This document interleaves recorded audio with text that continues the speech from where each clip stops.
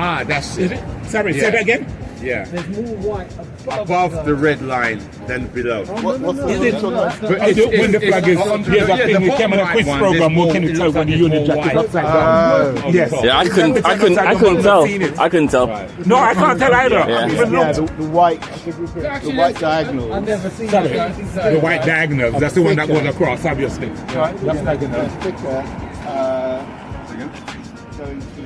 Going clockwise.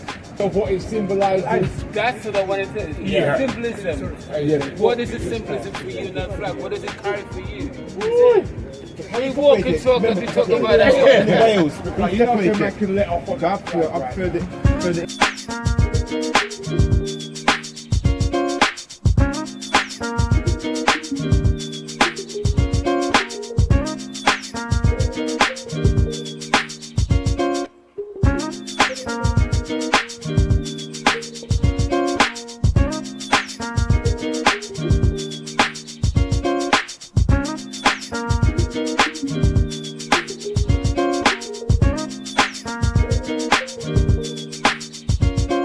So boy, me being Trini, yeah, not from this country. What is this Wall of Heart stuff about?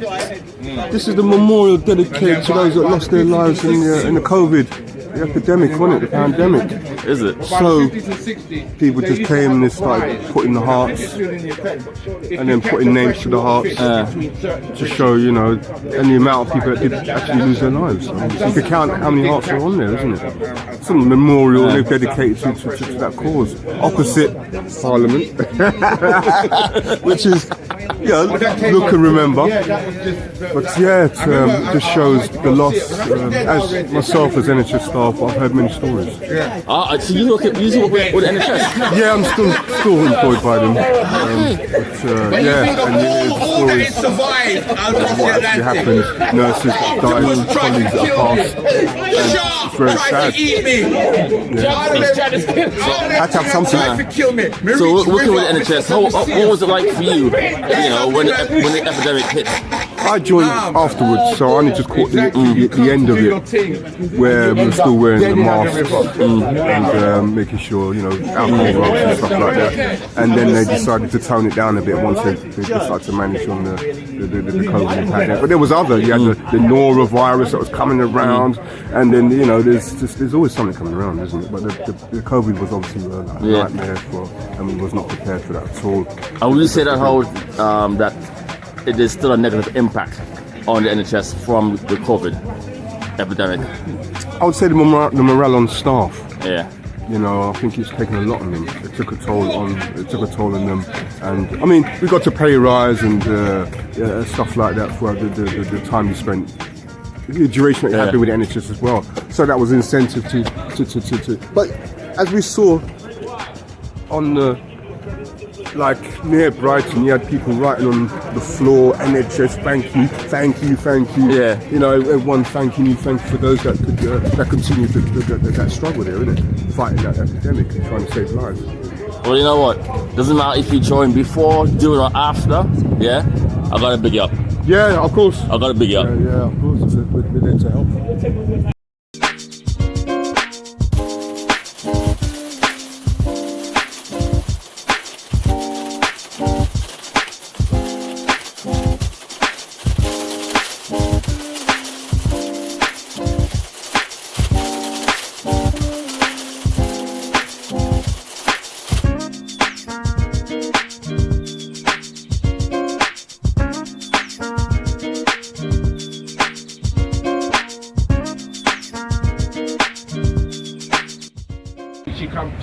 So this is Keith, Sharmone Preddie, who does all the videos for Men Walk and Talk and the BMC. Yeah, that is the genius behind those videos. And trust me, I'm going to put out a lot of stuff from him, with his permission, of course.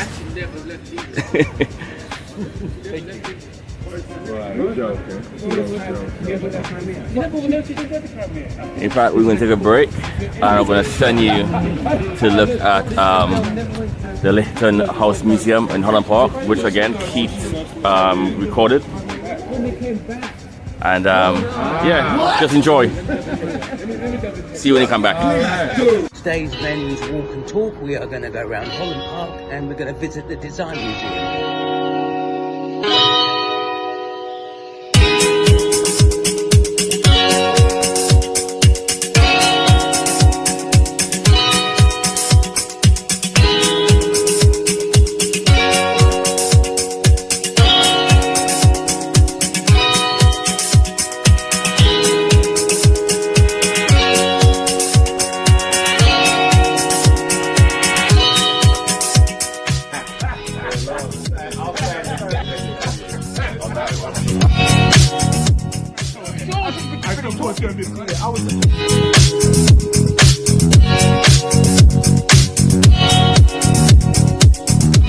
Off of the river now, this is your territory.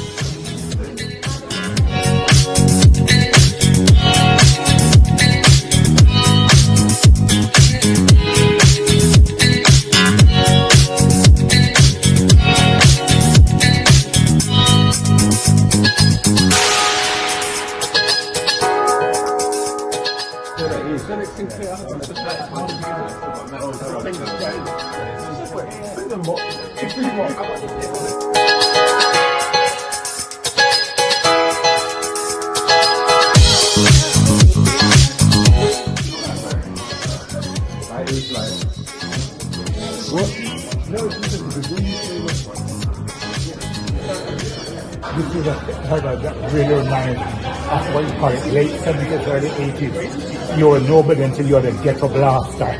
That's what you call memory. I had two, not one but two. Used to go to the park with a young man. And you walk in there, it was partly uniform. Mind you, the bloody matches was that expensive. You had to buy so many of them.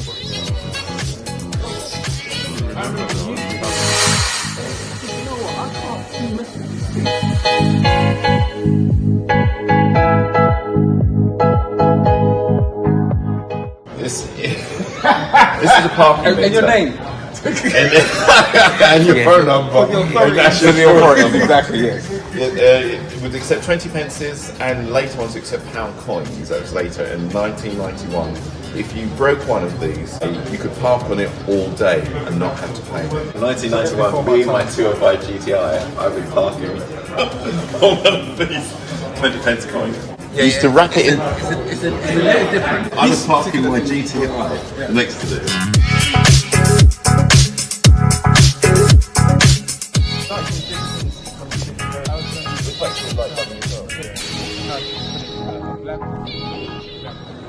Every time I come to one of your events, it's always good.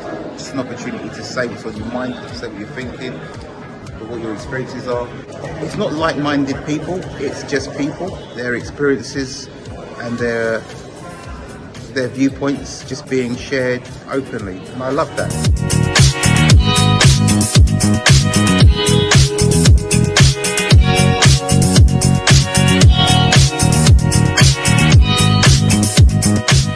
Hi everyone, my name's Dennis. Another great men's walk and talk today. I thought the discussions we had earlier about whether we like ourselves was a really powerful discussion. Took a lot away from it. It's also great being in the design museum and seeing all these design classics and noticing that quite a few of them are in my home. Or at least I had them back in the day, and that feels good.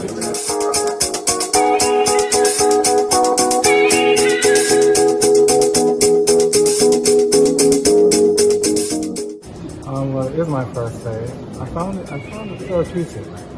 I particularly liked the discussion that we had in the park. I heard some viewpoints that were different from my own, and it's given me a lot to go away and think about growing as a man. I will definitely come back again, but next time I will bring lunch with me. That's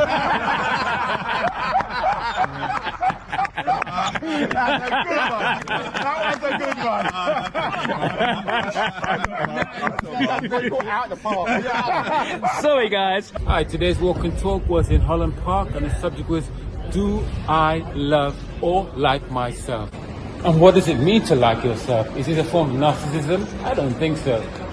We also talked about our relationship with other people and also the whole idea of African therapy. What does that mean? How is it different to European eccentric therapy?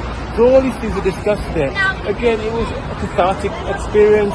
Women really enjoyed it. And then we made our way down to this wonderful place, the Design Museum, where it was a bit of a memory lane walk for most of us. Because we had some of the old stuff, the Casio watches. We even had what do you call it? One of those parking meters was 10p per hour back in the days. We had a good turnout, and the weather today, as usual, was beautiful. See you all next week. Bye for now. Right, I'm back. We're back. So I hope you guys enjoyed that little trip around the museum. Now, Ras of Men Walk and Talk, one of my best friends, and he taught me a lot. And do you remember going to the museum as well? There's a Leighton Museum in Holland Park. Yes, yeah. No, I couldn't make it. Unfortunately, I couldn't make it that day. But I heard you guys had a lot of fun.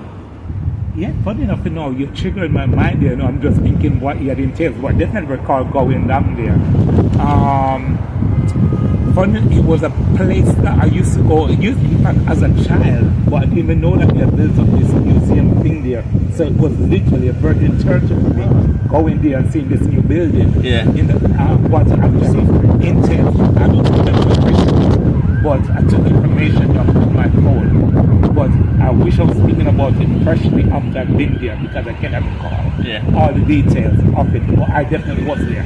But I can remember all of us you saying, oh boy, some of the things from my childhood, some of the things from back in the days that I haven't seen in a long time, And I remember, our friend who passed away, Henderson Williams, he was talking about, them meter machine we put the coins in. Oh, yeah. But you said at the time he used to drive, I think it was correct, a VW, right? And the thing is, I remember the second time I met you in one of Men Walk and Talk, I was mentioning about when I used to drive my VW. So I used to drive a Golf, right? And I remember talking about being stopped by the popo, by the feds. And I was saying how, I got stopped twice. And you look at me like, twice what? In a week? I was like, no, twice in years. And you look at me like... And I said that was nothing. I recall it very, very well. In fact, I was stopped 3 times in at least about a mile and a quarter. I was coming from Halsden. And Halsden is in Northwest 10. And if anyone knows Halsden, it goes along the way Church Road into Wilson. As soon as I reached Craven Park, I was stopped, the usual, but mind you, and I fit into all the stereotypes, them red, gold, and green, long dreadlocks. Don't worry about my bald head now. Long dreadlocks hanging down there. So, and of course, was it my car? And at the time, I was driving a car that was literally 2.5, not even 3 year old. And that was a Ford Escort Mark II at the time. And now, as usual, because I'm so used to being stopped whatever, I had my papers, showed my papers. It then went on to the fact is, where did I get the money? Once I confirmed it was my car, where did I get the money to buy that car? Meaning to say, was I on the take? Was I doing something illicit? And it was the usual. Anyway, went through that. About half a mile on the road by the time I was there, I would pull up again by Wilson Bus Garage. Exactly the same formation, in the sense really. And by the time I leave there, within a quarter of a mile, when I reach just outside my house on Warm Lane, he pulled me up. Somebody obviously saw what was happening, ran upstairs, go and knock on my dad, go knock on my door, called my dad down. My dad came down and said, what's going on here? Excuse me, what's this got to do? We're doing a police work. And said, that's my son you're talking to. And before you know it, they start searching my car, jumped in their car and took off. So those are things. So we're going through in the 70s.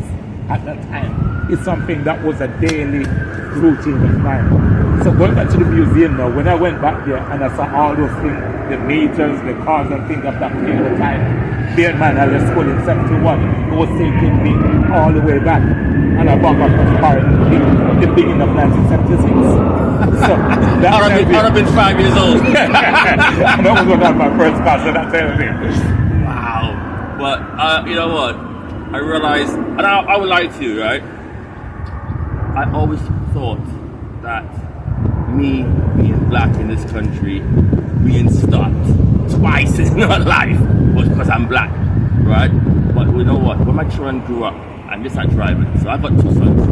One's very dark, one is lasting like me. And the last one, he probably gets stopped once a month if he's lucky. And he drives a Honda Civic, right? Which is known to the police for all kind of stuff.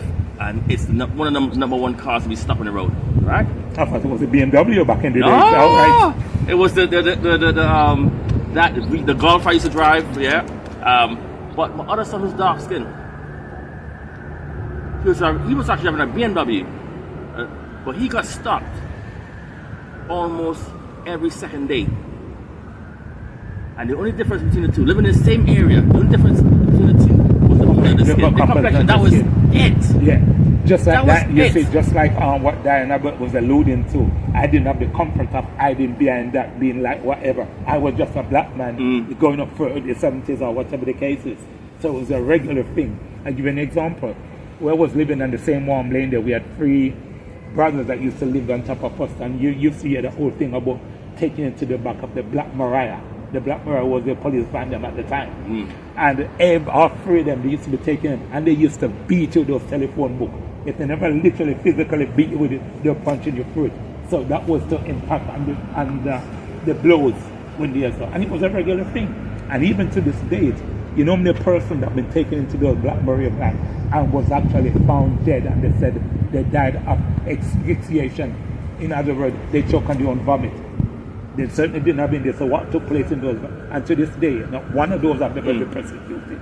It's on record to show the amount of that person have been killed in those Black Maria vans. So those sort of things are, it is a whole wave of things that people of my group have gone through, and I've known friends who have actually died in there. And when I said friends, not bosom buddy, but friends that we go to the same tennis club, used to do kung fu together, play tennis together, and go to the same dance. Who have now passed away. And what did they get arrested for? What were they arrested for? You're guilty for being in black, in that sense really. But you see, one of the things that the tool that they've always used, and they still use it to this day, that sense really, they will stop you and they will speak to you in a, what you call it, in a very degraded manner. So of course you get your backs up. So the minute you start retaliating now, you're going to be arrested, and that's when you get pulled in. And this is where they make an example of you. You see, listen, yeah? You see what we went through from my generation to the generation of before me, yeah? You see your young ones now growing up, yeah? We did the hard work for you guys to get where you got now. So continue to fight, yeah? Precisely. But and respect your elders. Trust me, we've been through a lot for you guys. And we've got to find a different way of fighting in that sense, really. Meaning to say, if you notice, I use the point when, because we were so rebellious, they only have to say the wrong thing to us, and we're already there, but you realize there's different ways of going about it now. But you guys have to be more intellectual in the way you go about it. It doesn't mean that you have to take the, I'm going to keep it clean in that sense, really, the BS that come from them. But knowing what their objective is to do. Is to get you going and to rally over. So be aware of the angle they're coming at you at. So you'll be able to react accordingly. Yes, there'll be a time when you need to explode, but pick your moments and pick your fights. And you've got the one advantage you've got now. Your friends them got your mobile phone there. So the minute when you get stopped or whatever, get them to start recording in that sense. Because that's your best weapon. We never do it back in my days. And if you got a mobile phone, use it positively. Use it to protect yourself. Right, I'm gonna leave it as that. Trust me, you know what? Men Walk and Talk, never a dull moment. Fantastic. Nice. Later. So one of the questions that came up was, what does that flag mean to you? What about the St. George's flag? Does it mean anything for you? What about you who came over here as immigrants, asylum seekers? And some say that that flag, actually, they don't see it as any importance while living in this country, but while in other areas of the world, they see it as a gateway, because, especially for black people, it's time that the empire pays back. Use it as a card, a passport, an entitlement. For me, I just see the UK, Britain, and that we were under the British rule back in the 60s, before we got independence in Trinidad. And the thing is, even when I was in Saudi Arabia, although Trinidad is an independent country, my consulate was a British consulate, and I was considered to be under British while in Saudi Arabia. But it did open a lot of gateways, and I did get better treatment. So why not use the flag to your advantage? It's a pity that people uses the St. George's flag to represent white supremacy. I think the flag itself represents multiculturalism. St. George was actually half Turkish and half Palestinian. And I think every man of color should celebrate St. George's Day. I will let you guys actually go and do the research yourself. We will see you guys on the next Men Walk and Talk for part 2, where we ended on a moored boat on the Thames River. See you on the next one.